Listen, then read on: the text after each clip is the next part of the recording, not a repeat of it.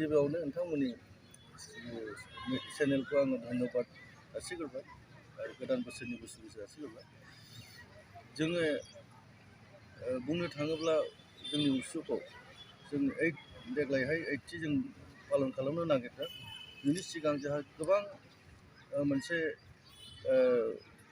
बन्द जानानै थादोंमोन। मानो होनोब्ला जों थांनाय 19 जिहेतु कभिड-19 पेन्डेमिक सोमजिदोंमोन, जों बिनि उनावहाय जोङो बे टुर्नामेन्टखौ जों माबानो हायाखैमोन, गेलेहोनो हायाखैमोन। गतिके जोंनि गेजेराव गोबां जुरिलाया जाबोआखै नङा।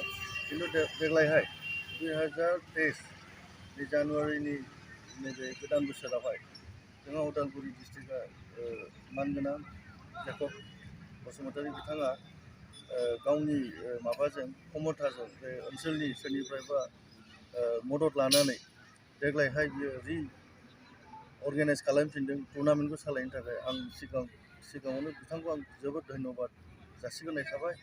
मानो होनोब्ला जों दिनैहाय जोंनि उसुखौहाय जोङो ओरैबायदि खेल जों जिहेतु दा अलिम्पिक एस'सिएसनाव उसुआ मोनसे पार्ट, बेनिखायनो जोङो गथ'फोरखौ जुदि मोजां खेलुवै खालामहरनोब्ला निस्सय जोंनि लकेल ओनसोलनि गार्जेनफोरनि सापर्टखौ जोंनो नांगोन। नङाब्ला जोङो मालाबाबो जोंनि गथ'फोरखौ जों गोजानाव दैथायहरनो हानाय जों गोहो जानाय नङा।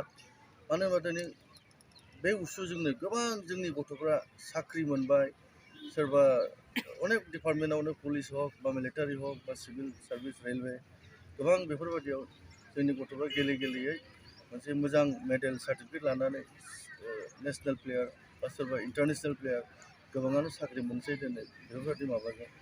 बा गभर्नमेन्टआबो सापर्ट खालामबाय। दिनै स्पर्ट्सखौ बुंनो थाङोब्ला जिखुनु स्पर्ट्स, नट अनलि उसु, फुटबलानो होन, टाइगान्ड'आनो होन, गोबां दं जोंनि बिटिसि ओनसोलाव।